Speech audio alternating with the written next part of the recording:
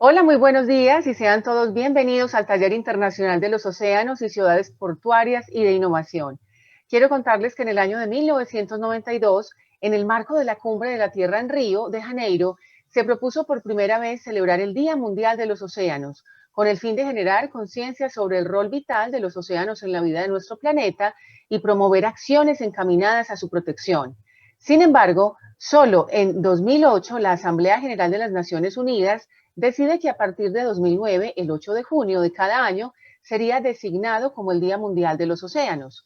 Desde el año 2011, la Universidad de Antioquia empezó a realizar una serie de eventos para celebrar el Día Mundial de los Océanos en Medellín y en Turbo, y más tarde se unieron la Universidad CES y más recientemente el CEMARIN. Estas jornadas se han posicionado a nivel nacional y desde el primer año hacen parte de la agenda con la que el país se suma a la ONU para la celebración mundial. Este año, en la 10ª jornada de la celebración, marcada por cambios impuestos por la pandemia del COVID-19, realizaremos ya 2 actividades alrededor del 8 de junio, que fueron el reto Así cuido los océanos y 2 conversatorios sobre las implicaciones de la pandemia para la conservación de los océanos.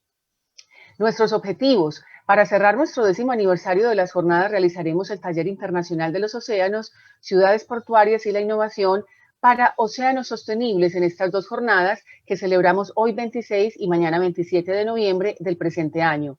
También en modalidad asistida por tecnología de la información. Tenemos un propósito muy especial en este evento y es que marcará el inicio de la construcción colectiva de un nodo de pensamiento sobre el desarrollo portuario sostenible liderado por la Universidad de Antioquia. Asimismo, será un espacio de reflexión sobre las áreas de formación académica necesarias para que el desarrollo portuario se traduzca en bienestar social, económico y ambiental para la región. Y estará conformado por representantes de las instituciones de educación superior, los puertos y las administraciones y autoridades regionales, quienes se unirán por primera vez en los días siguientes para definir su conformación definitiva y cronograma de actividades. Para cerrar nuestro 10º aniversario de las jornadas, realizaremos entonces este taller y tenemos unos invitados de lujo. En primer lugar, queremos dar un caluroso saludo al representante de la alcaldía, pues tuvo un compromiso ineludible de último momento y fue imposible presentarse en esta reunión. Entonces tendremos unos invitados maravillosos que ya los presentaremos. Quiero darles la bienvenida a todos, recordarles unas normas de protocolo y participación. Mantengan, por favor, si no van a hablar, los speakers, sus micrófonos apagados. Nuestro máster dará la entrada a los invitados en el orden en que está propuesto nuestro cronograma. Los invitamos a que no participen en otras actividades, no tengan abiertas otras conferencias para que tengamos un buen sonido y una muy buena imagen. Soy Marcela Cután, la moderadora del evento, y estaré con ustedes toda la mañana acompañando esta maravillosa ponencia. Quiero dar un saludo muy especial e invitar al doctor Carlos Andrés Escobar Guerra, jefe de programa de Biología y Ecología de la Facultad de Ciencias y Biotecnología de la Universidad CES. Bienvenido. Hola, muy buenos días para todos. Como ya lo dijo Marcela, mi nombre es Carlos Andrés Escobar Guerra. Yo estoy en representación de la Universidad CES. Hago parte de la Facultad de Ciencias y Biotecnología y dirijo los programas de pregrado en Ecología y Biología y la maestría en Ciencias Biológicas. Para nosotros es un gusto estar aquí con ustedes esta mañana. Agradezco de antemano a todas las personas que han hecho un esfuerzo grandísimo para que esto sea una realidad. Aprovecho para reiterar el compromiso que tenemos desde la Universidad CES con la sostenibilidad, con todo lo que tiene que ver con esa responsabilidad que tenemos como habitantes del planeta. No voy a hablar de la importancia que tienen los océanos y el agua porque sería redundar y tenemos expertos que lo van a hacer mucho mejor que yo. Agradezco entonces la participación de todos ustedes y bienvenidos al evento y ojalá que sea un éxito que con toda seguridad va a ser así. Un feliz día. Muchísimas gracias al doctor Carlos Andrés por su saludo. Damos la cordial bienvenida también al doctor Andrés Fernando Osorio, director ejecutivo de CEMARIN. Bienvenido, doctor. Hola, hola a todos, muy buenos días. En nombre de la Corporación CEMARIN, les damos la bienvenida a todos los asistentes a este evento.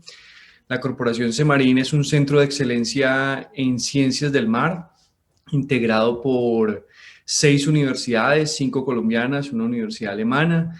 Dentro de las universidades colombianas está la Universidad de Antioquia, que ha sido una líder y pionera en estos temas en la región de Urabá.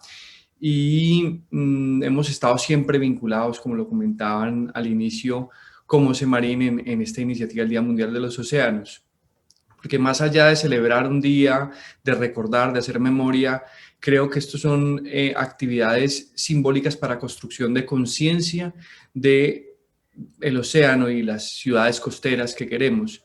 Entonces, digamos que el Semarin lo que ha tratado de proveer es conocimiento de alto nivel científico, formando los doctores, apoyando la formación de doctores en el país a través de un programa de doctorado en ciencias del mar y otros programas de doctorado que tenemos para resolver estos grandes problemas transdisciplinares. Entonces, un evento como el que nos están citando o invitando hoy, o estamos invitando, es el evento de ciudades portuarias y la innovación para un océano sostenible. Es absolutamente pertinente porque estamos a las puertas de la década de los océanos. En 2021-2030 Naciones Unidas declaró la década de los océanos, entonces digamos que hoy estamos con este evento realmente diciendo, bueno, ¿cuáles los océanos que queremos y cuál es esa relación con la dinámica humana que tenemos? Entonces, claro, es innegable que hoy tenemos ciudades costeras y ciudades portuarias.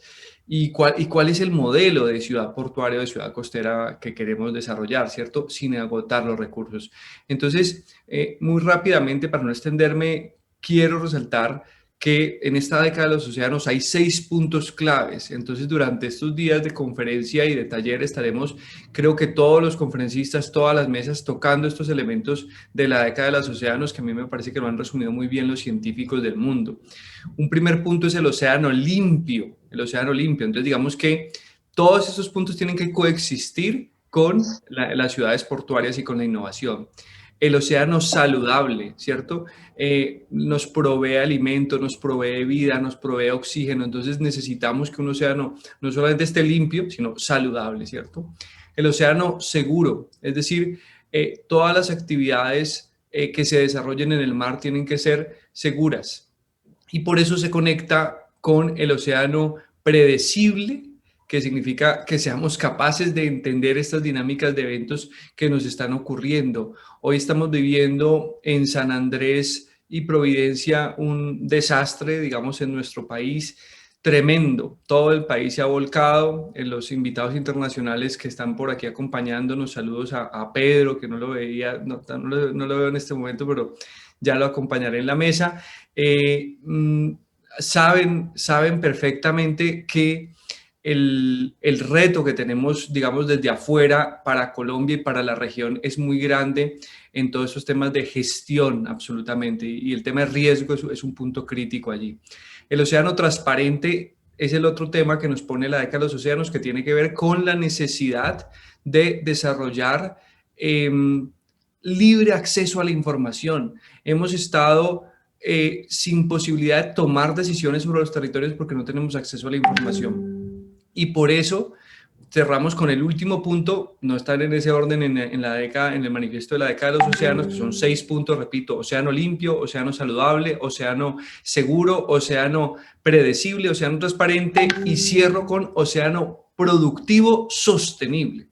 Entonces, de manera absoluta, no podemos negar que necesitamos del océano para vivir, y las ciudades portuarias, las ciudades costeras son un reto, ¿cierto? Un reto muy grande de cómo coexistimos de manera sostenible con ello, ¿cierto? Sin acabar y sin deteriorar los recursos que tenemos ahí, porque si no, entonces no tendremos nada para vivir. Cierro con esos 6 puntos que para mí son claves en la década de los océanos, invitando a alimentar estas discusiones a todos los exponentes internacionales y nacionales que vamos a tener. Y bueno, muchas gracias a todo el equipo detrás que también está ahí apoyando en este momento. Muchas gracias a todos y bienvenidos.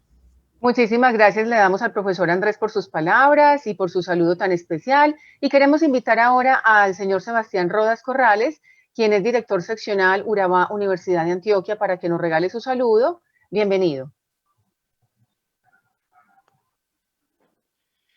Gracias, Marcela. Muy buenos días para todos y para todas. Para mí, como director de la seccional Urabá de la Universidad de Antioquia, es un placer y un orgullo saludar a todos los asistentes y los panelistas de este importante evento. que celebra el Día Mundial de los Océanos, pero que también da cuenta de esa excelente y esa ardua labor que han venido haciendo, que han venido desarrollando nuestros docentes y nuestros investigadores de nuestra querida sede de Ciencias del Mar, ubicada en el distrito de Turbo, quienes con ese claro propósito de contribuir a la formación académica de profesionales a través de nuestros programas de pregrado únicos en el país, como son Ecología de Zonas Costeras, Oceanografía y nuestra maestría y doctorado en Ciencias del Mar, aportan al cuidado y conservación de nuestros océanos, mucho más en una región como Urabá, que tiene más de 500 kilómetros de costa y que se prepara para la llegada de 3 proyectos portuarios de gran importancia para el desarrollo económico de Urabá, del departamento antioqueño y del país. Sin duda, con estas acciones, los docentes de nuestra sede de Ciencias del Mar han venido contribuyendo de manera significativa a la protección, al cuidado, a la conservación de la fauna y flora asociada a los ecosistemas marinos y costeros de la región, y también a las comunidades de pescadores que dependen de esos recursos para su subsistencia. Entonces, en nombre propio y de la Universidad de Antioquia, les damos la bienvenida a este taller internacional de los océanos y les deseamos mucha suerte en estos 2 días de jornadas académicas y de reflexión en torno a la protección de nuestros océanos que comienza el día de hoy. Muchas gracias y feliz día para todos. Muchas gracias al profesor Sebastián por su participación y su saludo. Y finalmente queremos invitar también en esta introducción al profesor Arturo Chica Pérez, quien es vicerrector de internacionalización y catedrático de la Universidad Internacional de Andalucía, doctor en Ciencias Químicas de la Universidad de Córdoba y licenciado en Ciencias Químicas de la Universidad de Granada. Doctor, es un placer tenerlo por acá. Bienvenido a Colombia. Buenos días y muchas gracias. Efectivamente, hablo aquí en representación del grupo La Rábida y agradezco la oportunidad de participar en la inauguración de este evento. Cuando a principios de año, de este extraño año, el grupo La Rábida seleccionó este evento del Día Mundial de los Océanos organizado por la UDEA para celebrarse en principio en junio y de forma presencial, nadie nos podíamos imaginar que íbamos a acabar aquí hoy y de esta manera, efectivamente. Simplemente, bueno, felizmente el impulso, el esfuerzo de la profesora Jenny Leal, del equipo de la Universidad de Antioquia y de los otros organizadores, Semarín y Universidad SES, permitió que este fuera uno de los proyectos que, seleccionados para patrocinarlo, para ayudarlo por el grupo de La Rábida, consiguieron continuar adelante, transformarlo, actualizarlo y llegar felizmente a este momento en el que pues, se va a celebrar este taller internacional con gran repercusión en su ámbito e internacional. El conjunto de expertos, panelistas, ponentes que veo que se ha reunido aquí, pues es realmente brillante, formidable. Sois los mejores especialistas en estos temas. El tema además es sugerente e interesante y simplemente pues disfrútenlo y aprovechenlo. Y estaremos con ustedes. Muchas gracias. Muchísimas gracias, doctor. Bueno, sean todos bienvenidos a esta jornada. Entonces vamos a dar inicio a nuestra jornada de hoy, 26 de noviembre del presente año, con la mesa de conversación que hemos denominado el bienestar ambiental y social como objetivos del desarrollo sostenible en ciudades portuarias, primera parte. Así que le damos un saludo muy especial a nuestra primera invitada, la doctora Evangelina Swish. Ella es directora del Grupo de Ecología de Ambientes Costeros, SEAC, e investigadora independiente en el IBIOMAR CONICET, doctora en Ciencias Biológicas de la Universidad Nacional del Mar de Plata y línea de investigación, invasiones biológicas marinas y taurinas a nivel global y regional. Doctora, bienvenida, el micrófono es suyo. Muchas gracias por la invitación y muchas gracias a todas las personas que están participando de este taller, de este conversatorio. Bueno, vamos a comenzar con la presentación. especies invasoras. Yo les voy a contar un poco, digamos, cómo es esta relación entre las especies invasoras y los puertos, que nos permite comprender esta dinámica para poder encontrar soluciones.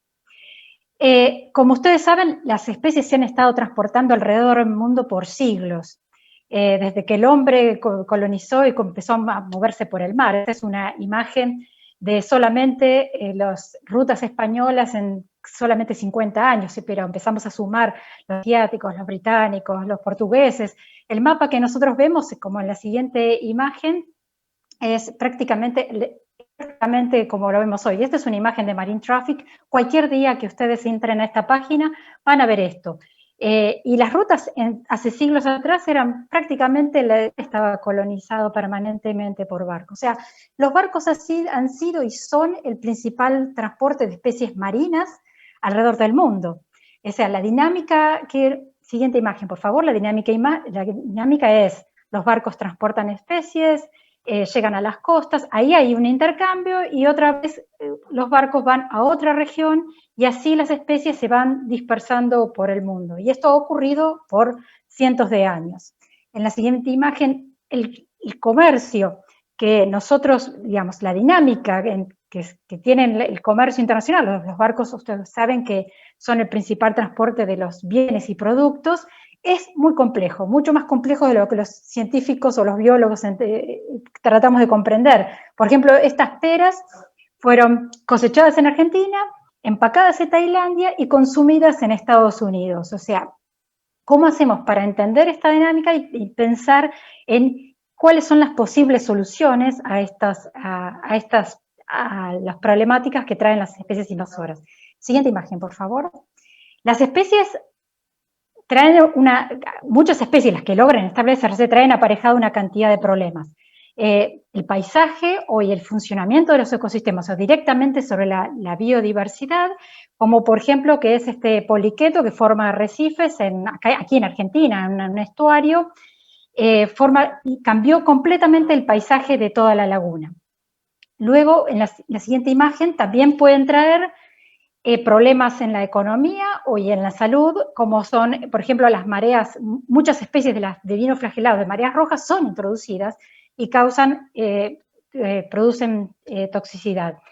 O, por ejemplo, como quizás conocen, el Ninoperna fortunei es uno de los principales invasores en la cuenca del Plata, que trae una cantidad de problemas a diversas industrias, represas, que hay que estar constantemente limpiando las tuberías, los filtros, etcétera. Pero también muchas de estas especies causan, quizás las que no se habla tanto, en la siguiente imagen, un impacto en definitiva, en el bienestar y la calidad de vida de las personas. Por ejemplo, estas dos imágenes son de Puerto Madryn, donde yo vivo. Nosotros tenemos un alga, Undaria pinnatifida, que es un alga de origen japonés, que invadió hace ya varias décadas en Puerto Madryn y todos los veranos produce ribazones con el problema que para la gente que quiere ir a la playa, que se llena de moscas y bueno, si no pasa la máquina es todo un problema. Entonces, realmente están afectando la calidad de vida de las personas que habitan el lugar, el paisaje, la estética, lo que nosotros vivimos. Siguiente imagen, por favor. Entonces, ¿qué es lo que sucede? Esta es una de las últimas publicaciones que realizamos con varios colegas del mundo, donde podemos ver que en prácticamente todas las costas del mundo hay un centenar de especies marinas introducidas, que la mayoría de ellas está establecida, como se ve en amarillo en la segunda imagen, y además que la mayoría de ellas se ha transportado principalmente por el agua de lastre y el biofouling. Siguiente imagen, por favor. Pueden ver que lo que se ve es las dos líneas de arriba son el agua de lastre y el biofouling, mientras que la de abajo son otras vías de dispersión y de introducción de especies, pero la principal han sido las embarcaciones. Entonces, ¿qué podemos hacer? Siguiente imagen, por favor. Esta es una imagen básica de lo que es el proceso de invasión, donde tenemos una etapa de transporte, de entrada, luego el establecimiento y luego la dispersión. Eso ocurre a lo largo del tiempo. No todas las especies logran cumplir todo ese proceso, pero hay una pequeña o quizás de todas las que se transportan, quizás es la pequeña parte, y algunas lo hacen rápidamente y otras, digamos, a lo largo de muchos, quizás a veces cientos de años. Siguiente imagen. Entonces, tenemos dos grandes grupos digamos, de mecanismos para actuar. Uno que es en la prevención, es el transporte y la entrada, y el otro es cuando ya están establecidas, que vamos hacia diferentes mecanismos de contención o de control. Nosotros nos vamos a focalizar en la prevención. ¿Por qué? Porque en los ecosistemas marinos, donde uno se acerca a la costa y no ve nada, muchas veces el agua no nos permite ver lo que hay por debajo, las especies que están por debajo, trabajar en la prevención es mucho más efectivo. Y hay diferentes herramientas, hay diferentes, digamos, estrategias para trabajar en prevención. Pueden estar estrategias dirigidas a diferentes sitios, a las vías de dispersión o a diferentes especies, a realizar análisis de riesgo, priorizar sitios, especies y tener un sistema de vigilancia, detección temprana, de monitoreo y de acción rápida. Siguiente imagen, por favor. Entonces, lo que se ha trabajado en el mundo es... Siguiente imagen, por favor. Lo que se ha trabajado en el mundo es este esquema básico de trabajo conjunto. Es decir, todos los actores claves tienen que estar trabajando coordinadamente en red, y son los sectores claves la ciencia, todas las administraciones portuarias, los gobiernos nacionales, provinciales, municipales, estatales, las autoridades marítimas, la pesca, o sea, el sector pesquero y la comunidad local. Siguiente imagen, por favor. Todos estos, digamos, actores claves que intervienen, digamos, están relacionados a la introducción de especies en los ambientes costeros, deben trabajar, siguiente imagen, por favor, deben trabajar de manera coordinada, con un acuerdo de cooperación, tienen que trabajar de manera que puedan, las responsabilidades y los roles están bien establecidos, y que tienen que tener una red de comunicación. Es importante la comunicación donde cada uno, con un protocolo donde cada uno sabe lo que tiene que hacer de acuerdo a las circunstancias, de antemano. Esto es un esquema básico que hemos trabajado en Argentina, que todavía no está implementado, pero que hemos discutido mucho entre todos estos actores claves, como parte del proyecto de la estrategia de especies exóticas, y que funciona, es similar al que funciona en Australia, en Nueva Zelanda, en Europa. ¿Y por qué puse a la comunidad local y por qué puse el sector pesquero? Porque considero que son dos grandes sectores que pasan mucho tiempo en la costa. Es decir, lamentablemente muchos de los científicos no pasamos todo el tiempo que nosotros quisiéramos, o los biólogos marinos, en la costa, sino que es la gente la que va a pescar, la que va a bucear, la que tiene un velero, la que va a navegar y a pasar un tiempo en la playa, y que puede a veces detectar cambios rápidamente, mucho más el sector pesquero. Nosotros tenemos experiencia acá en Puerto Madryn con buzos recreativos que han detectado especies que nunca habían visto. Entonces, nosotros acá en Argentina hicimos este libro que está en papel, pero también está disponible gratis, como una manera de acercarnos a la comunidad y, digamos, tener esa interfase para trabajar en no solo difundir la problemática de especies marinas exóticas, sino que también de manera tal que puedan, la gente curiosa que está interesada en la ciencia pueda acercarse y ayudarnos también a detectar nuevas especies. Siguiente imagen, por favor. Entonces, pero también hemos trabajado junto con la autoridad marítima y con el gobierno nacional en manuales de buenas prácticas. Esto no es obligatorio en Argentina, pero está en todas las prefecturas, en todos los puertos. La gente puede ir y retirarlo, incluso lo puede bajar, está gratis para descargarlo.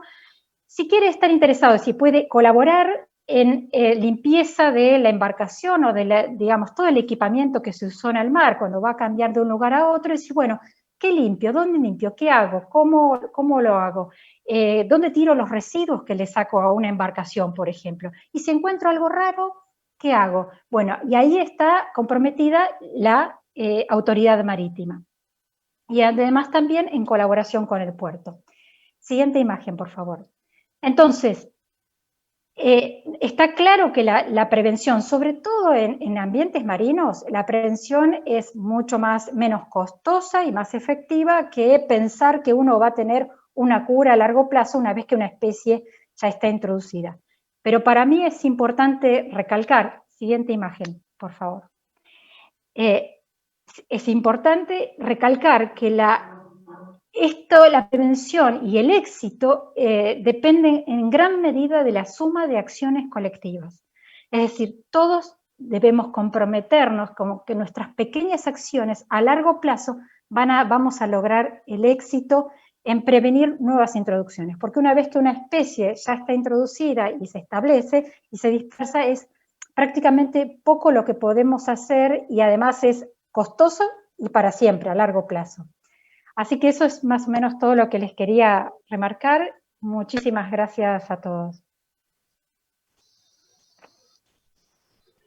Muchísimas gracias a la doctora Evangelina. De verdad que qué ponencia tan especial. Queda claro entonces en esta primera intervención a manera de conclusión que lo más importante es la prevención, pero más adelante hablaremos de esas conclusiones. Recuerden que ustedes pueden ir haciendo sus preguntas por el interno para que en los espacios que tenemos de preguntas puedan participar. Estas preguntas serán filtradas y serán seleccionadas. Vamos a tratar de evacuarlas todas y si no, pues entonces cuando tengan las memorias y demás, tales preguntas van a ser contestadas. Muchísimas gracias.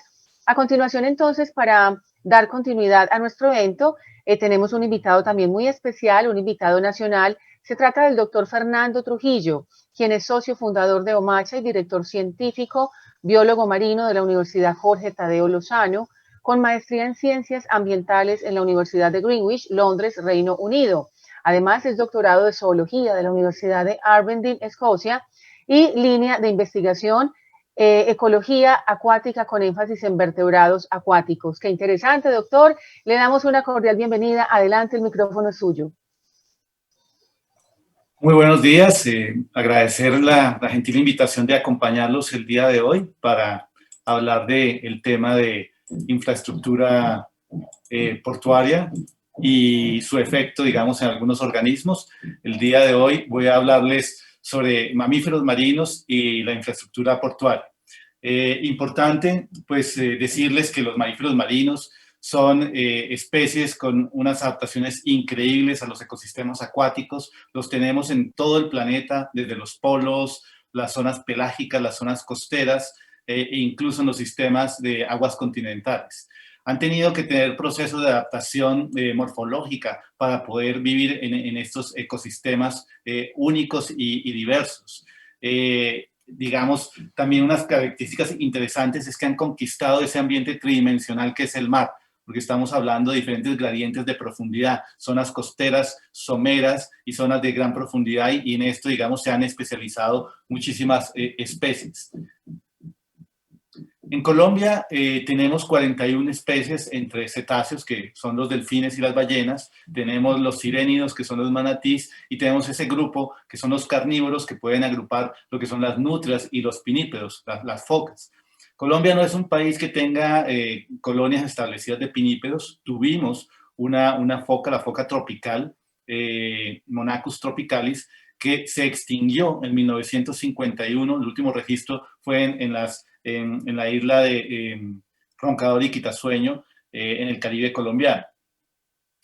Tenemos una gran diversidad de especies, tanto en el Caribe como en el Pacífico. Algunas especies son comunes, unas son de carácter pelágico y otras son de carácter costero. Las que nos interesan más en este momento son las de hábitos costeros, porque tienen una relación, una interdependencia con las zonas costeras en nuestro país.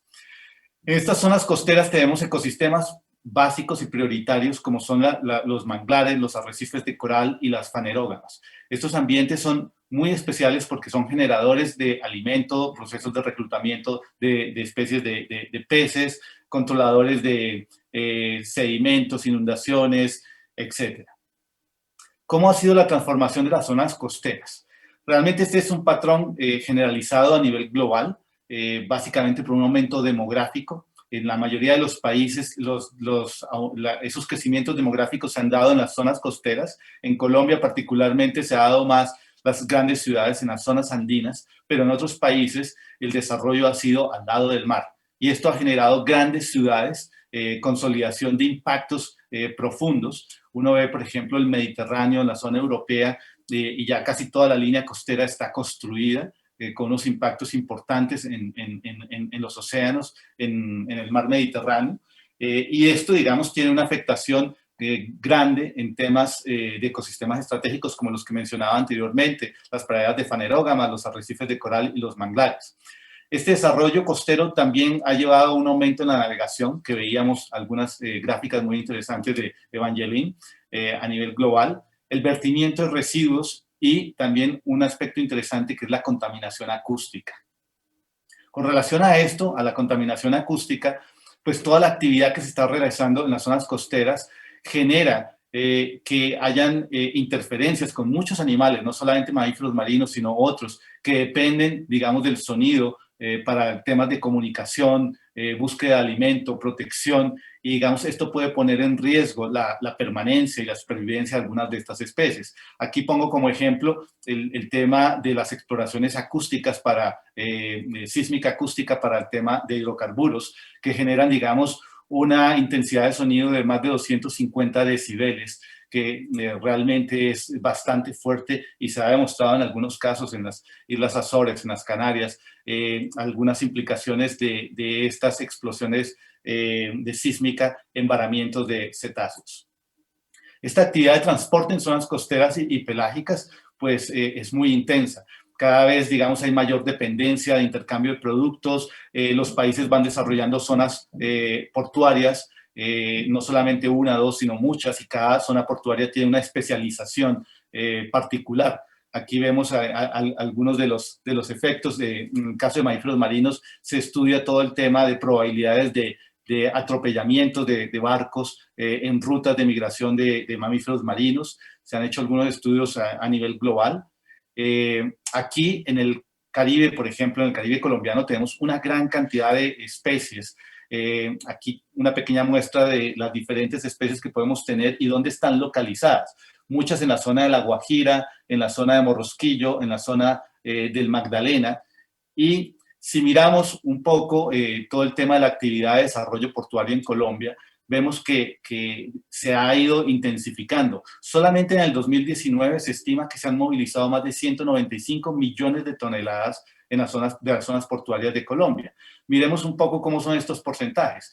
Un 24%, más o menos 47,4 millones de toneladas han salido de la zona de Ciénaga, seguido por la zona de Cartagena, Mamonal, con un 21%, que son más o menos 4,8 millones de toneladas. El Golfo de Morrosquillo, con 17%, 32,7 millones de toneladas, y La Guajira con un 14%, que son unas 27,5 millones de toneladas. La mayor cantidad de productos que salen de estos puertos básicamente son carbón y petróleo. Si ponemos este desarrollo de infraestructura portuaria sobre la distribución de una especie en particular, como es esta, Sotalia guianensis, que es una especie dependiente de la costa, de los ecosistemas costeros, y que tiene una distribución no continua, sino parchada, ustedes ven dónde están más o menos localizados, vemos que se están sobreponiendo los desarrollos portuarios con la distribución de algunas de estas especies. En el caso de manatís, estos animales se sienten atraídos, por ejemplo, por termoeléctricas. En el caso de Estados Unidos, en las zonas donde hay invierno, generalmente se meten en los ríos o se meten cerca a las infraestructuras portuarias. Aquí en Colombia, en la dársena del puerto de Barranquilla, hemos encontrado manatís que se asocian a estas zonas. Y desafortunadamente son susceptibles a atropellamiento de embarcaciones. Otros efectos que tenemos de ese desarrollo costero intenso y el contacto con las comunidades humanas es el incremento en lesiones cutáneas que estamos viendo en muchos mamíferos marinos en diferentes partes del mundo, especialmente en el Mar del Norte, pero también ya en el Atlántico Sur hemos visto y detectado este tipo de cosas. Recientemente en la Comisión Ballenera hemos tenido discusiones interesantes sobre la transmisión de patógenos. Y hay un caso particular del delfín de Magui en el noreste de Nueva Zelanda, donde se han incrementado los casos de toxoplasmosis, aparentemente por proliferación de gatos y gatos abandonados en esta parte de la isla. Entonces, ese contacto cada vez más permanente entre mamíferos marinos y comunidades humanas está generando problemas. Si vemos procesos asociados al desarrollo portuario, está el tema del dragado. El dragado genera perturbaciones en las zonas bentónicas y una mayor recarga de sedimento. Esto afecta ecosistemas estratégicos, libera en algunas ocasiones tóxicos que están ya atrapados en el sedimento. Hay un cambio en la composición de las presas y se alteran momentáneamente en el proceso de construcción del puerto algunos comportamientos. Digamos, el dragado y el tema acústico no es tan fuerte, entonces el impacto en cetáceos no es tan marcado con el tema de las máquinas que hacen el dragado. Otro tipo de afectaciones en el desarrollo costero tiene que ver con las alteraciones de los campos magnéticos que generan las construcciones y las líneas de energía. Esto genera procesos de desorientación de las especies. Sabemos que muchas aves realizan migraciones y desplazamientos siguiendo campos magnéticos. Hay anomalías magnéticas y digamos, las tormentas magnéticas afectan con frecuencia estos procesos de orientación de estas especies. Vemos que en muchos organismos de bacterias, insectos, artrópodos, peces, aves, incluso mamíferos, tenemos concentraciones de magnetita, que son una forma de concentración de sustancias ferrosas que tienen algún tipo de reacción con los campos magnéticos, un tipo de imán. Damos aquí algunos ejemplos. Los tiburones son capaces de utilizar estos campos magnéticos para orientarse. Ellos son muy sensibles a las líneas de estos campos magnéticos, no de manera directa, sino indirecta a través de electroreceptores que ellos tienen. Tenemos las tortugas que pueden detectar también esta intensidad en los campos magnéticos y pueden usar estas líneas como mapas magnéticos, generándoles posibilidades de desplazamiento. Tenemos algunos ejemplos increíbles como la tortuga boa, que puede hacer migraciones, movimientos de miles de kilómetros y al cabo de muchos años regresar a los mismos puntos. Entonces siempre ha sido de gran interés entender cómo está asociado a este proceso de movimiento de los animales. En el fondo del océano se forman unas bandas magnéticas debido a que hay fisuras entre las placas. Eso de alguna manera incentiva esas líneas magnéticas. Son verdaderas autopistas magnéticas y se pueden detectar tales bandas de intensidad magnética máxima y mínima en regiones muy extensas del océano. Estas bandas aparentemente, y digamos, hay evidencias de que afectan a los movimientos de las ballenas y los delfines. Estos animales pueden quedar con frecuencia varados en algunas playas donde los mínimos magnéticos interceptan la Tierra, lo que da pie a suponer que los cetáceos siguen estas rutas de migración. Estos animales tienen magnetita también localizada en el cráneo y hay evidencia fuerte que nadan siguiendo estas líneas de campo magnético terrestre. En el caso de las ballenas, cuando hay perturbaciones geomagnéticas, hay varamientos en las costas debido a que pierden su orientación. Esto, digamos, no es la única causa. Todo esto es una mezcla de variables. Influye igualmente la topografía del área. Si es un área profunda, pues digamos, la probabilidad de varamiento es mínima, mientras que si es un talud suave, se incrementa la posibilidad de que la alteración de estos campos magnéticos, más enfermedades en algunos de los líderes del grupo de los cetáceos, conduzcan a estos animales a varamientos masivos. El día de hoy tenemos en las noticias en Nueva Zelanda, en algunas islas al sur, el varamiento de algunas de estas especies. Esto no está totalmente claro y se tiene que profundizar más. ¿Qué medidas de protección uno puede tener en zonas portuarias pensando en mamíferos marinos? Básicamente el control de velocidad de las embarcaciones, evaluar el impacto del dragado sobre ecosistemas claves y evitarlo si es posible. Evitar, digamos, dragar zonas que son realmente con ecosistemas valiosos. Importantísimo generar un programa de monitoreo de vertebrados marinos, no solamente cetáceos, también tortugas, peces, manatís, nutrias, entender un poco qué está pasando con la dinámica en esos puertos. Implementar una estrategia de educación ambiental y comunicación con empleados del puerto y habitantes de la zona para hacerlos conscientes de la importancia de los mamíferos marinos. Evangeline decía algo muy importante ahora y es el tema de la ciencia ciudadana. Si tenemos operarios en nuestros puertos que están pendientes de la presencia de los mamíferos marinos, están generando información, están generando posibles alertas de problemas que se puedan presentar. Entonces, una campaña de sensibilización alrededor de esto ayudaría mucho. Actualmente estamos reformulando el plan de manejo de mamíferos marinos en Colombia para el periodo 2020-2030 y hemos puesto unos ítems específicos relacionados con el tema portuario. Y es evaluar ese impacto del desarrollo portuario en los mamíferos marinos, entenderlo. Esto cada vez es más frecuente en todo el mundo y digamos lo que queremos es ver cómo se logra un punto de equilibrio entre ese desarrollo portuario y la presencia de mamíferos marinos u otros vertebrados marinos. Hay que generar una articulación con el sector privado para minimizar estos impactos y garantizar procesos de monitoreo. Ya aquí en el Golfo de Urabá y en algunos sitios estamos trabajando con los desarrollos portuarios para poder hacer estos monitoreos. Finalmente, es fundamental que incluyamos a los mamíferos marinos, a las tortugas, peces y ecosistemas estratégicos en los análisis de impacto ambiental en el momento de hacer construcción de infraestructura portuaria. Las especies más afectadas son sin duda las de hábitats costeros. Tenemos Sotalia guianensis, Tursus truncatus, Estenelas y Stenus. Entonces hay unas especies mucho más susceptibles. Hay que considerar las experiencias existentes en varios países para identificar posibles impactos. En el caso de Canadá y el Mar del Norte existen muchos estudios alrededor de esto. Las marsopas, por ejemplo, en Europa se han ido adaptando a las condiciones portuarias. Al inicio se vio, digamos, cuando se construían grandes puertos que desaparecían de la zona y nuevamente están volviendo otra vez a ser parte de esas zonas costeras que son muy importantes, siempre y cuando tengan disponibilidad de alimento y de presas. Hay que mantener procesos de monitoreo de estas especies antes de la construcción de un puerto, durante la construcción y después, para mirar, digamos, qué está pasando. Hay que considerar variables como contaminación acústica, residuos sólidos, posibilidad de colisión, entre otros. Hay una serie de variables y unos arreglos ahí fundamentales para considerar. Lo que escuchábamos al principio, necesitamos océanos y costas saludables con ecosistemas resilientes y los mamíferos marinos pueden ser un indicador de cómo estamos haciendo las cosas, si las estamos haciendo bien o las estamos haciendo mal. Muchas gracias.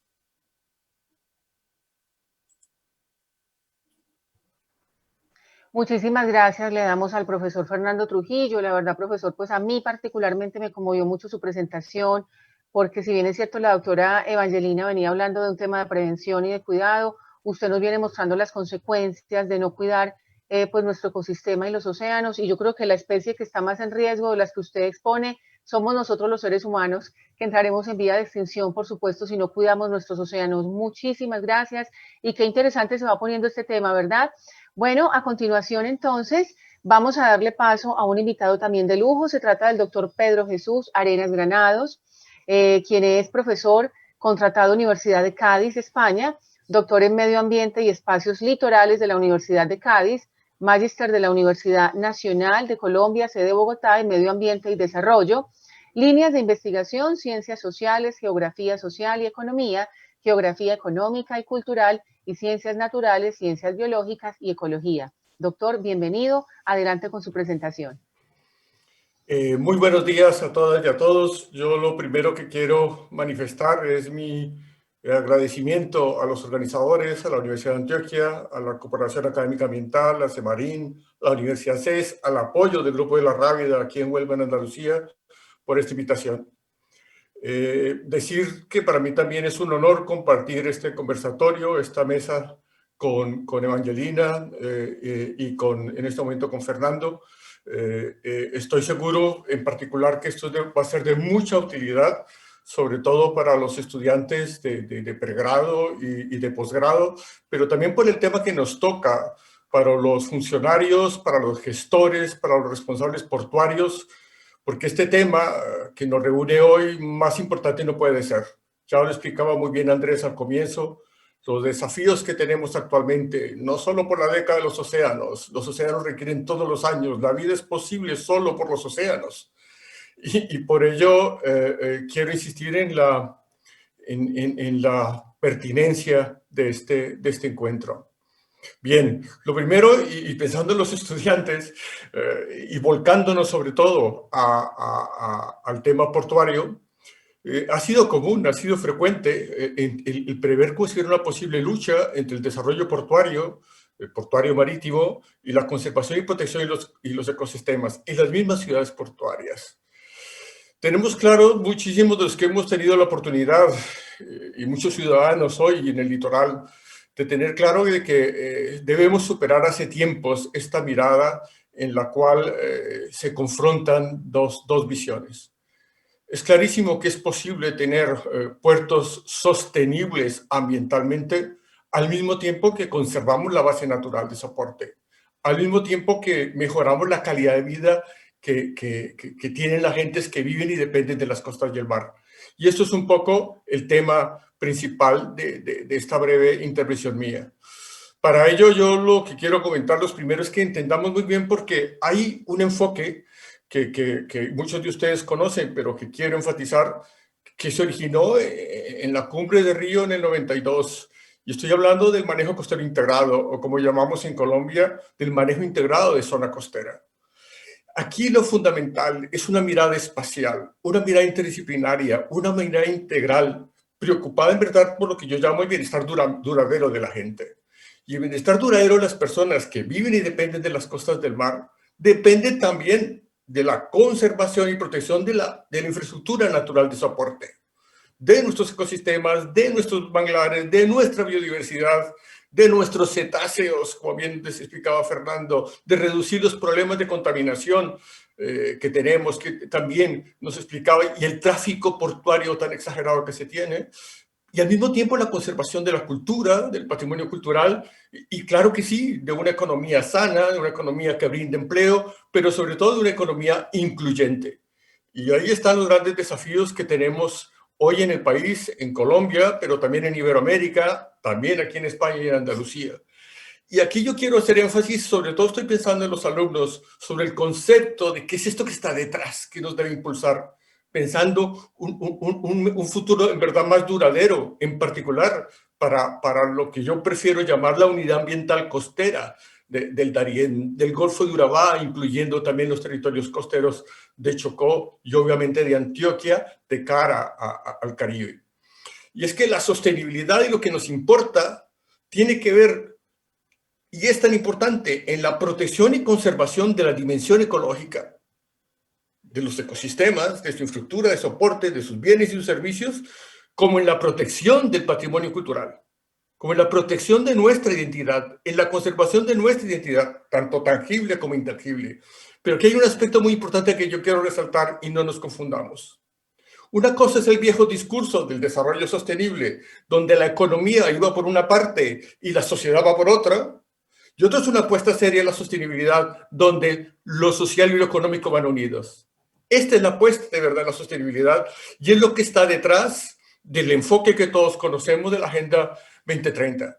Porque lo que apuesta la Agenda 2030 no es, y ya me explico, lo que encontramos con frecuencia. El pasado 6 de de febrero, justo antes de que empezara esta pandemia y este año tan raro, pude participar en un taller presencial que organizó la Universidad del Valle en Buenaventura.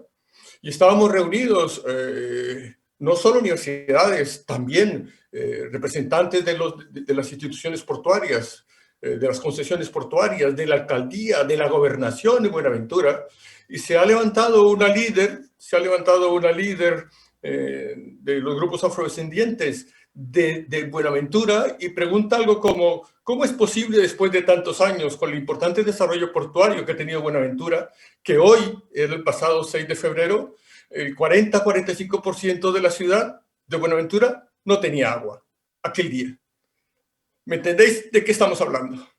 Esos son los desafíos y que están detrás de este interés. Y por eso, con esto en mente, y los que hemos trabajado y hemos tenido la fortuna, soy también colombiano, ya lo saben bien, de trabajar también en estos temas, impulsamos en el año 2008, con el apoyo de grupos de cerca de 16 países de toda Iberoamérica, Portugal y España, pero también en particular Colombia, Argentina, México y otros varios países, un esfuerzo de diagnóstico y propositivo de la situación de la realidad costera de nuestros países en Iberoamérica. Así nació la Red Iberoamericana de Manejo Costero aquí. Esto es la Bahía de Cádiz. Aquí estamos al sur, a 14 kilómetros de África tan solo. Aquí, en una facultad de Ciencias Medioambientales, pero realmente, más que nacer allí, este es quiero que entiendan entonces por qué la importancia del asunto, porque Cádiz es una ciudad con 3.000 años de fundada por los fenicios, y aquí tenemos un puerto de cruceros, aquí tenemos un puerto pesquero, aquí tenemos un astillero, aquí tenemos una plataforma de fabricación, precisamente insisto, de plataformas de extracción de hidrocarburos. Pues aquí nació este propósito de hacer un diagnóstico propositivo de cómo está la situación de nuestros litorales, y después voy a puertos. En Iberoamérica, en cerca de 75.000 kilómetros de costa, nos encontramos que se repiten 5 grandes problemas, que son comunes, problemas vinculados a la base natural de soporte, a lo que yo llamo a la base ecosistémica, obviamente. 5 problemas que hoy hemos con algunos asuntos comentado. Degradación de ecosistemas, no solo también no halófilos, o sea, no adaptados a ambientes salinos, creciente pérdida de la biodiversidad, efectos obviamente de cambio de la variabilidad y cambio climático sobre el sistema ecológico, procesos crecientes de erosión costera y desbalance sedimentario, además de los problemas de contaminación, tanto de aire, de agua, de sustrato y de recursos vivos. Pero estos son los problemas que tenemos de conjunto en toda la región de cara a la base de soporte. Pero los problemas sobre las personas los encontramos sobre las sociedades en esta gran región con 5 problemas que se repiten también. Problemas que tienen que ver con la disminución progresiva de la crítica de los recursos hidrobiológicos, y miramos las afectaciones sobre todo sobre la pesca y sobre todo la pesca de subsistencia. Problemas que tienen que ver con la presión por los asentamientos humanos, presión e impactos nocivos de una urbanización desregulada, pero también de un desarrollo industrial no debidamente planificado. Y eso también tiene que ver con puertos, ¿ya? Procesos críticos de homogenización del paisaje, de un modelo en el cual pareciera que todos estamos en el mismo país o con el mismo modelo occidental, ¿ya? Creciente pérdida del patrimonio cultural, tanto patrimonio cultural tangible, pensé en una fortaleza, pensé en el Castillo San Felipe en Cartagena, a manera de ejemplo, como intangible, ¿ya? Como aquello que tiene que ver con propiamente nuestra cultura. Y sobre todo, una desaceleración en lo que llevamos de este siglo XXI de los procesos de reducción de pobreza y aumento de inequidad.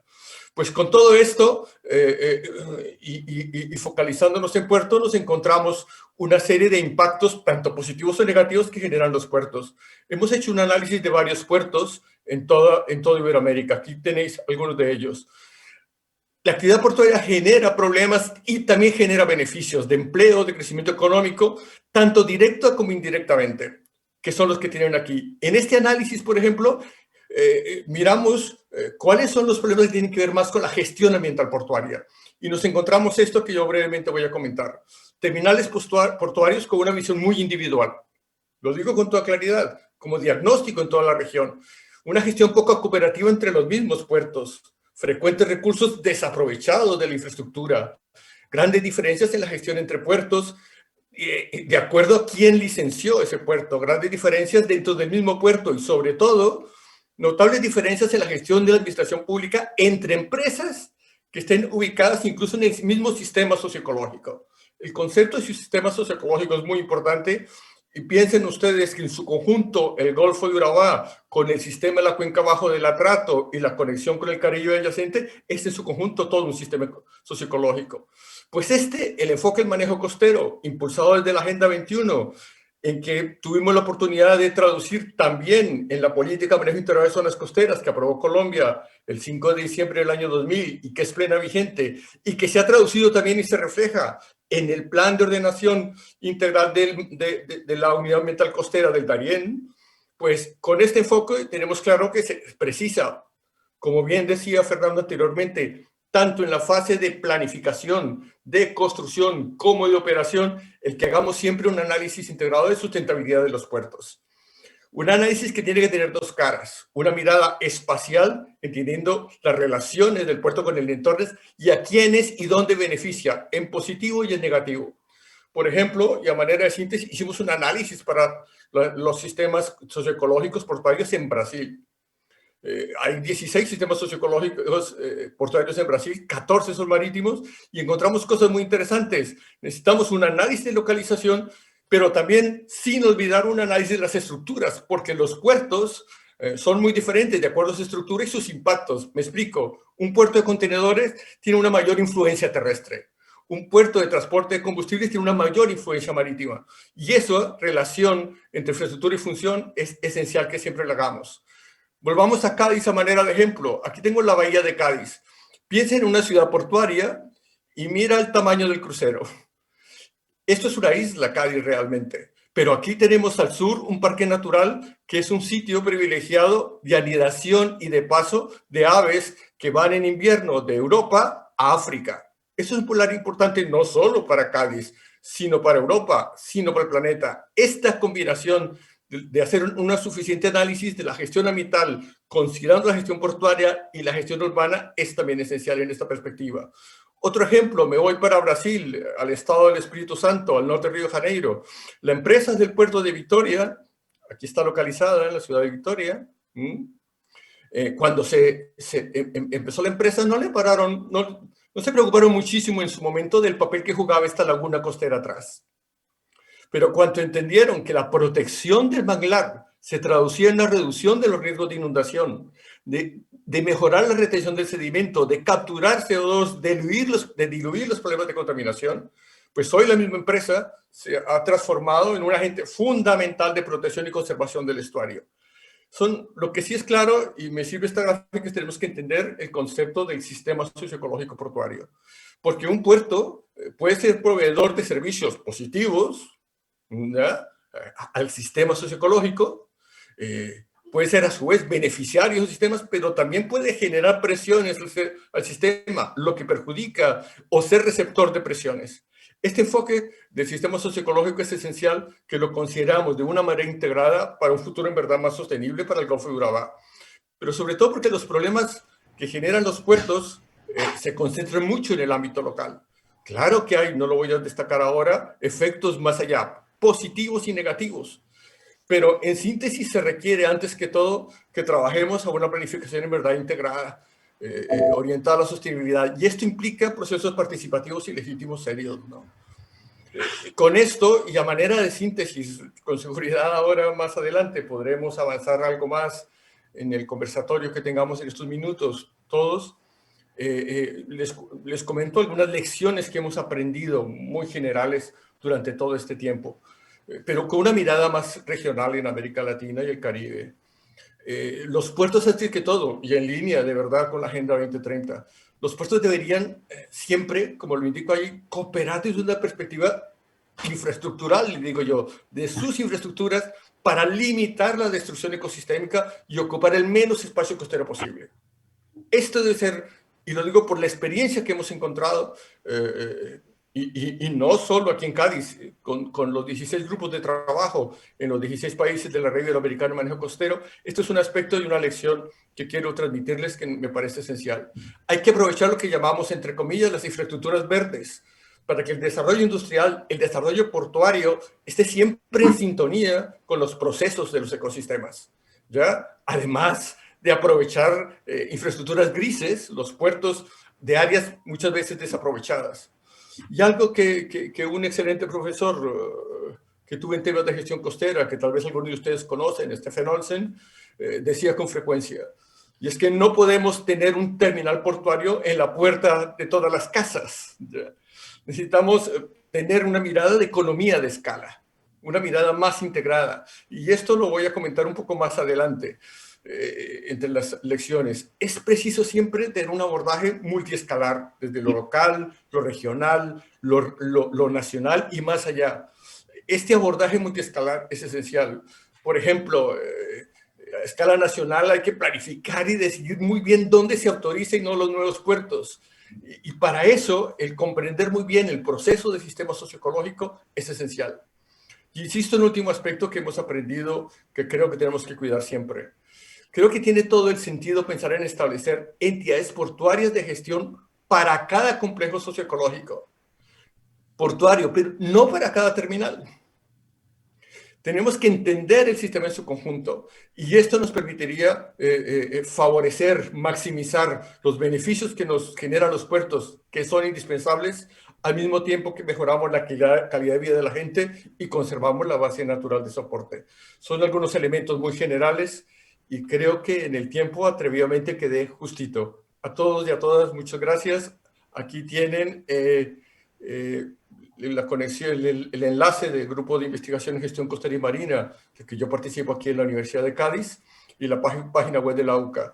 Pero en palabras sencillas, aquí estamos para sumar todos. Es un placer participar en esto y mi felicitación de nuevo para los organizadores.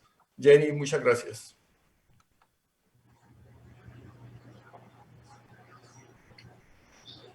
Muchísimas gracias al profesor Pedro Arenas, qué interesante ponencia, muchísimas gracias. Yo pienso que a manera de cierre de esta primera parte, pues y de conclusión general, definitivamente yo resumiría antes de abrir el bloque de preguntas y de participación de nuestros estudiantes de pregrado, posgrado y abrir este conversatorio.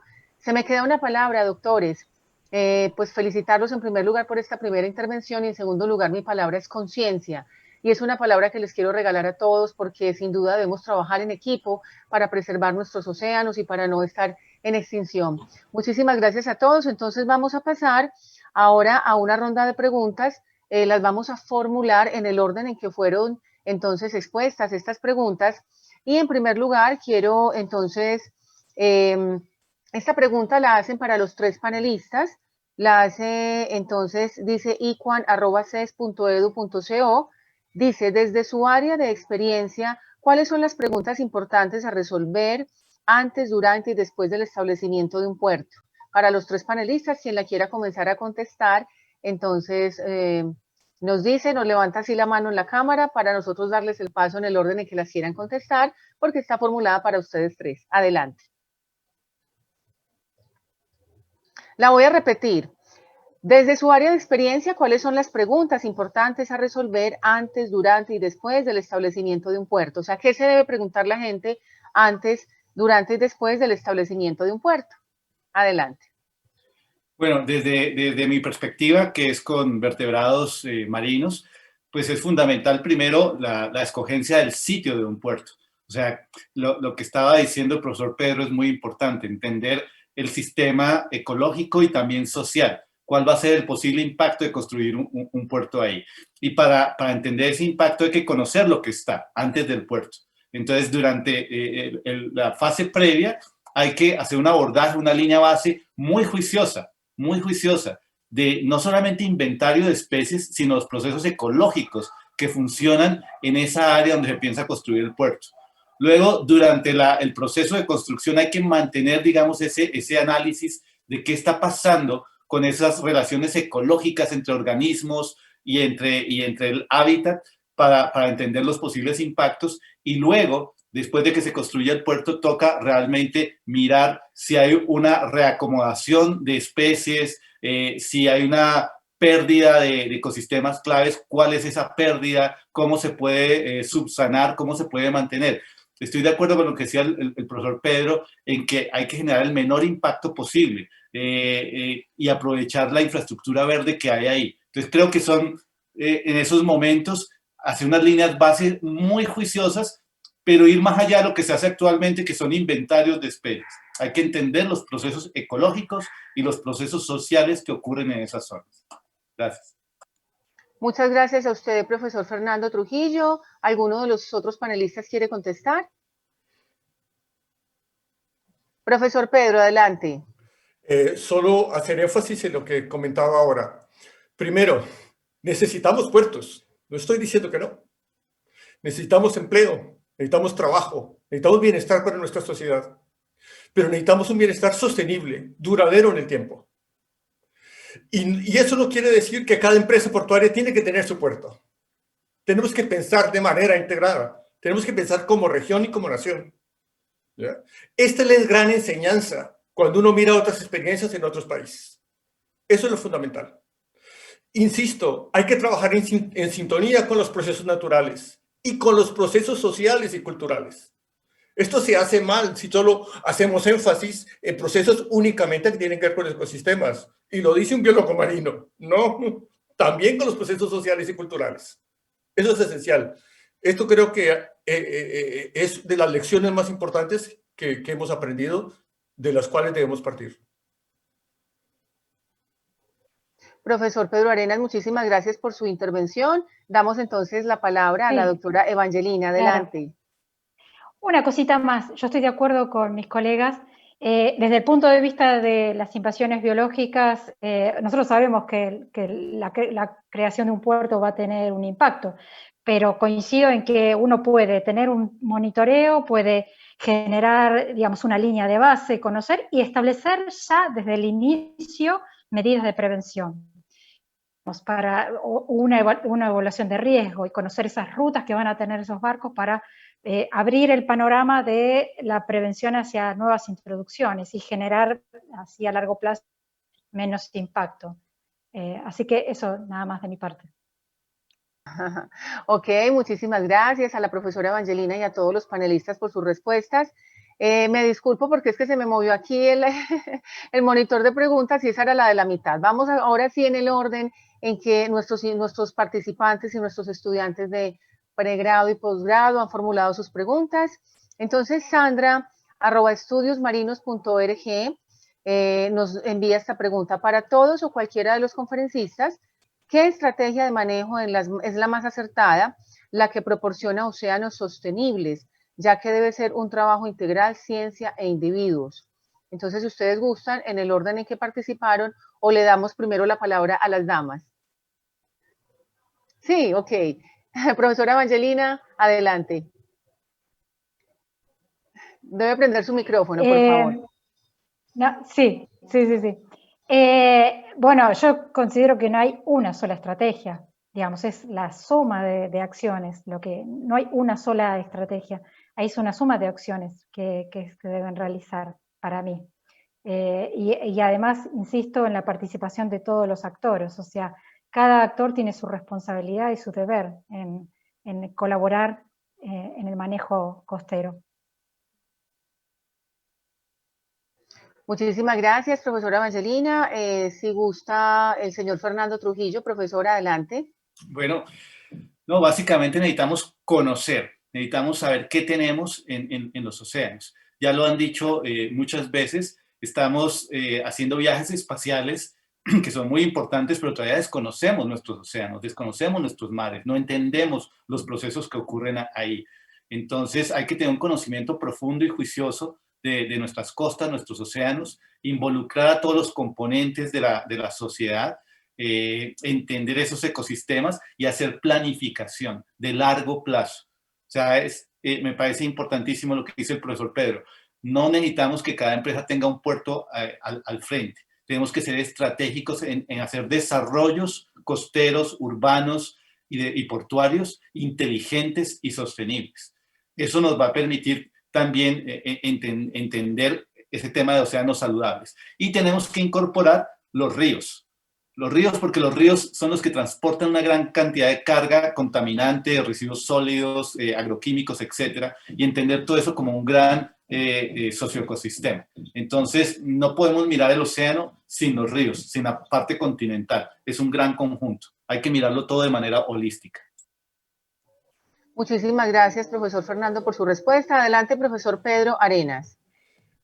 Hay un aspecto fundamental de gestión que hemos aprendido todos un poco, que debemos de tener en cuenta. El éxito, creo que la clave del éxito de aprovechar y usar sosteniblemente nuestros espacios costeros es que recordemos y pensemos muy bien, insisto, para los alumnos, que vuelvan a mirar la Agenda 2030 del objetivo 17. Vuelvan a ver el objetivo 17 que tiene que ver con las alianzas, con la complicidad. Esto no tiene éxito, no podemos abordar unas respuestas apropiadas a los desafíos que tenemos en nuestros océanos y en nuestras costas sin adecuadas alianzas entre la autoridad pública, entre los gobiernos, con las organizaciones no gubernamentales, con los movimientos de base y con la academia, con los centros de investigación. Esta alianza es fundamental. Si no tenemos esa alianza adecuada, porque la persona que preguntaba hablaba de ciencia. Es que las buenas decisiones políticas no se toman sin un adecuado conocimiento de soporte. Pero aquí el papel de la sociedad y de la comunidad organizada es clave. Creo que esto es una mesa que yo llamo de tres patas, que es fundamental. autoridades públicas informadas para tomar buenas decisiones, una academia y centros de investigación potentes que nos ayudan a entender bien la realidad de esos procesos y sobre todo organizaciones no gubernamentales, científicas, sociales, que soporten este nexo y este puente también entre la academia y las autoridades políticas, academia y centros de investigación. Muy bien, profesor Pedro Arenas, gracias por sus interesantes respuestas y a todos muchas gracias. Tenemos aquí una siguiente pregunta de Vladimir Montoya para la panelista Evangelina Sweet. Dice la pregunta si conoce cuáles son los protocolos de las aguas de lastre en los puertos y su relación con las especies invasoras. Aunque la pregunta va dirigida a usted, si los otros panelistas quieren aportar algún adicional a esta respuesta, pues muchísimas gracias. Adelante, profesora Evangelina. Sí, bueno, lo bueno, digamos, yo no lo quise mencionar en la charla porque se me hacía mucho más larga, pero sabemos que, digamos, está implementado el convenio de manejo de agua de lastre y los sedimentos ya desde hace varios años. Los barcos tienen que hacer un recambio, pero eso es a corto plazo. A largo plazo todos los barcos van a tener que tener un sistema de manejo de agua de lastre en el barco, digamos, estamos hablando a largo plazo. Y también, eso con respecto al agua de lastre, pero ahora la Organización Marítima Internacional está tras, digamos, generar normativas en relación al biofouling. Pero eso va a llevar también un largo tiempo, o sea, eso es muy importante porque es una adopción internacional y eso va también a favorecer lo que es el manejo sustentable en cada uno de los puertos. Muchísimas gracias, profesora Evangelina. ¿Algunos de los panelistas quisieran agregar algo a esta respuesta? Ok, muy bien. Tenemos entonces otra pregunta. La siguiente pregunta la formula cbocanegra@unitru.edu.p para el panelista Pedro Arenas. Señor Pedro, actualmente en Perú existe el boom portuario. Lo curioso es que los estudios del impacto ambiental solo dan cuenta de impactos insignificativos. ¿Cómo entender que se prefiera destruir una bahía para convertirlo en puerto? Me refiero al caso de la bahía de Chancay en Perú. Tengo que decir con profundo respeto para mis hermanos peruanos, porque llevamos muchos años intentando impulsar y trabajar con universidades y centros muy potentes en Perú, incluso con el gobierno peruano, en que se consolide una planificación de las costas mucho más integrada y una mirada menos en la perspectiva de una economía que históricamente ha estado muy vinculada a la extracción de la anchoveta peruana, que todos saben y conocen bien. Y nos hemos encontrado con que, y esto lo digo con todo respeto, que todavía en Perú hay un trabajo por hacer. Lo primero que tengo que decir es que esto que está sucediendo en Perú, que lo conozco bien, tiene en su base algo que quiero expresar claramente porque nos sirve de una enseñanza a todos. Y es que la formación en Perú, con universidades tan potentes como la Universidad de San Marcos y otras tantas, la Universidad de La Molina, otras, tiene una mirada muy, cuando hablamos de ámbitos oceanográficos y costeros, muy disciplinaria. Que está bien, que se necesita, pero no únicamente. ¿Qué estoy diciendo? Y tiene que ver con lo que comentaba anteriormente. Muchos tomadores de decisión que tienen que ver con la planificación costera y marina tienen una formación solo o ingenieril o pesquera o puramente económica o en ciencias sociales o biólogos, pero no una mirada espacial integrada. Y eso está generando estos conflictos. Indudablemente, creo, y esto sirve para decir la importancia de un encuentro como este, con una mirada y una preocupación geográfica y espacial, preocupados por Urabá, de que formemos gente con una mirada integrada. Y esto me parece que está detrás, con seguridad, del programa de ecología de zonas costeras que tiene la Universidad de Antioquia y en Turbo, está detrás de la maestría, lo sé muy bien, en ciencias del mar y obviamente también del doctorado con Semarín. Creo que pensando en Perú, creo que este esfuerzo tiene que hacerse indudablemente para que no se repitan los problemas en otros países. De acuerdo, muchísimas gracias al profesor Pedro Arenas. Continuamos con nuestra ronda de preguntas y aquí tenemos una pregunta de C. Bocanegra que dice, para alguno de los panelistas, en Perú existe un caso muy particular por priorizar, es el puerto de Salaberry. Se construyó un espigón de 10-50 metros de longitud que ha generado la destrucción de las playas por procesos de erosión. ¿Cómo revertir esta situación? 1050 metros debe ser, ¿verdad? Gracias. ¿Quién quiera contestar? Cuando uno sabe algo, sabe perfectamente que no sabe. Ahí está la clave. Yo no soy geomorfólogo litoral. Y aquí, alguien que sepa de dinámica litoral, y me están escuchando muchos, estoy pensando en Andrés Osorio, podría contestar esto perfectamente. Lo único que tengo que decir es que cuando realizamos una obra humana en el litoral, tenemos que pensar antes y entender cómo funciona el sistema, cómo funciona la dinámica costera, cómo funciona la dinámica costera y marina. Porque si trabajamos en contra de ello, nuestra arrogancia siempre pierde. Y eso genera problemas de erosión, eso genera problemas de acreción. Por eso es tan importante la ciencia, por eso es tan importante el conocimiento y sobre todo cómo se traduce ese conocimiento en una buena toma de decisiones. Este caso en Perú lo tenemos por muchas partes y aquí en Cádiz también lo hay. Y en nuestra Colombia estoy pensando en el Golfo de Urabá, en Arboletes.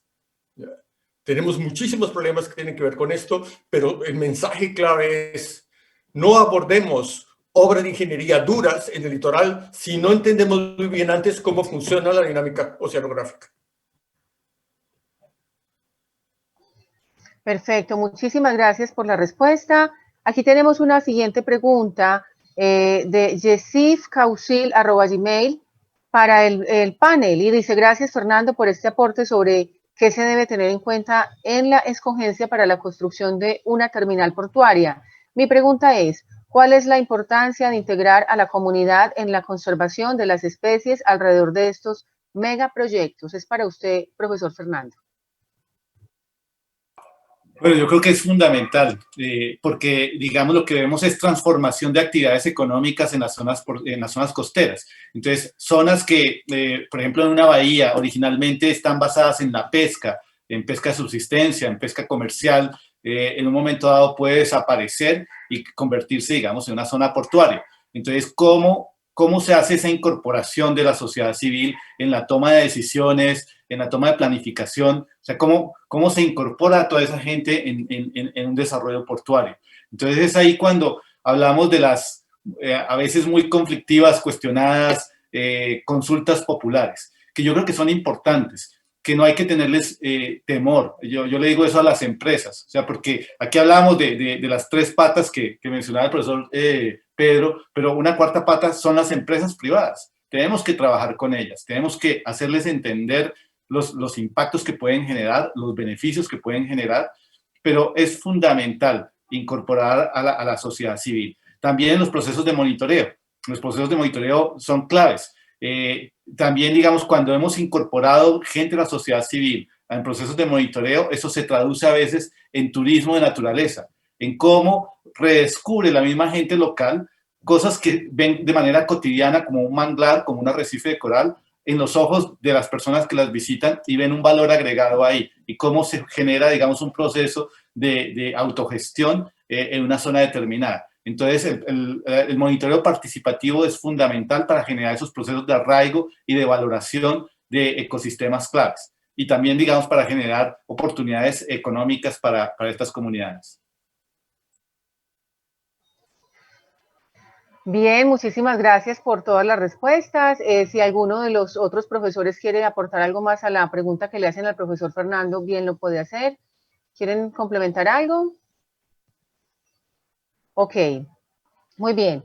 Entonces, para dar paso entonces a la continuidad de nuestra agenda, vamos muy bien con el tiempo. Quiero felicitarlos por esa excelente presentación, por esa excelente gestión del tiempo y asimismo por nuestros invitados y nuestros estudiantes que se han manejado muy bien y están muy disciplinados con todas las preguntas. Esto está muy especial y yo de verdad que me quedo muy conmovida, he aprendido muchísimo y quiero agradecerles entonces. Continuando con nuestra agenda, quiero darles un anuncio muy importante y es que como continuamos con la exposición de afiches. Entonces hay un botón para esta vista de exposición de afiches que está en el módulo del chat. Ahí lo pueden encontrar. Si alguien no encuentra este botón, pues nos levanta la mano, que en el máster le ayudamos para que demos continuidad entonces a nuestro recorrido, y vamos entonces a continuar con esta aventura de este maravilloso Congreso de los Océanos, y vamos a ver entonces la exposición de afiches. Adelante y que lo disfruten.